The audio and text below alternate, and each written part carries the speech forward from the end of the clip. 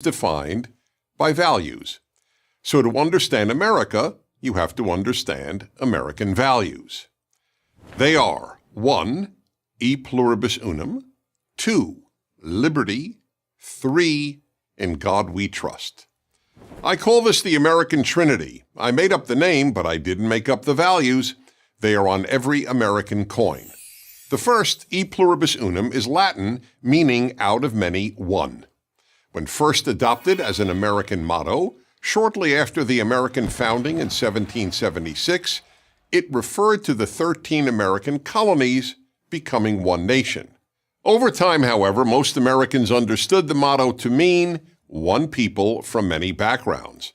To quote the E Pluribus Unum project, funded by the National Endowment for the Humanities, over the years, E Pluribus Unum has also served as a reminder of America's bold attempt to make one unified nation of people from many different backgrounds and beliefs. In other words, America doesn't care about your national or ethnic origins. This explains why people who immigrate to America assimilate faster and more fully than immigrants to any other country. Most of those who have immigrated to Europe from, for example, Turkey, as millions have, are not considered fully German by fellow Germans or fully Swedish by fellow Swedes or fully Spanish by fellow Spaniards. This is even true of the children and grandchildren of those immigrants. And just as important, few of those immigrants or their children or grandchildren will ever feel fully German, Swedish, or Spanish.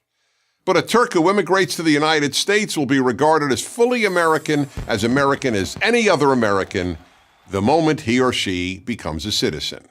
And they, and certainly their children, will feel fully American. Of course, America has not always lived up to this E Pluribus Unum ideal, but the ideal was always there, and it was applied to virtually every immigrant to America. The second component of the American Trinity is liberty. Now you might ask, didn't the French Revolution also enshrine liberty as a central national value? Wasn't its motto liberty, equality, fraternity? The answer is yes. America is hardly the only country to enshrine liberty. It is the only country to enshrine liberty, e pluribus unum, and in God we trust. What's the difference? The difference is this. The moment you affirm equality, as the French Revolution did, you will lose liberty. It is a basic American value that all human beings are born equal and all must be equal before the law. But ending up equal, that's a French and European value. And if you want people to end up equal, you must deprive them of liberty, which is exactly what happened right after the French Revolution and in every other society that made equality its national goal. America gives people the liberty to end up wherever their abilities, work ethic, and luck take them, meaning unequal. Therefore, professional athletes will make more money than teachers or doctors. That may be unfortunate, but that is what liberty allows. If you want equality, you will tell people how much they can earn, and that means the end of liberty. And third, in God we trust. Unlike almost every other country, America never had a state religion. But it was founded on the principle that God, specifically the God of the Bible, is the source of moral values.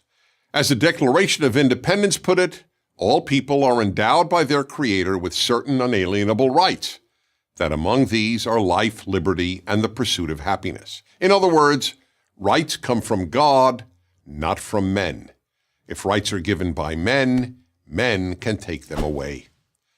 The American Trinity is the reason America became the world's freest and most prosperous country. But many Americans want to, in the words of former President Barack Obama, fundamentally transform it. They wish to replace American values with European values. Equality of result and an ever-expanding state, which greatly reduce individual freedom.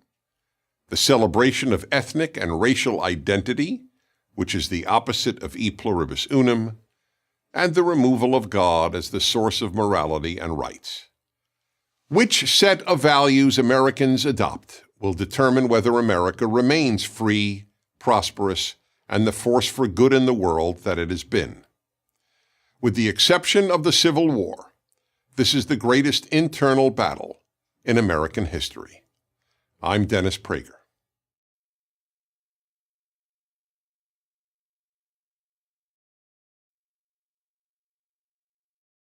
Thank you for watching this video. To help keep PragerU videos free,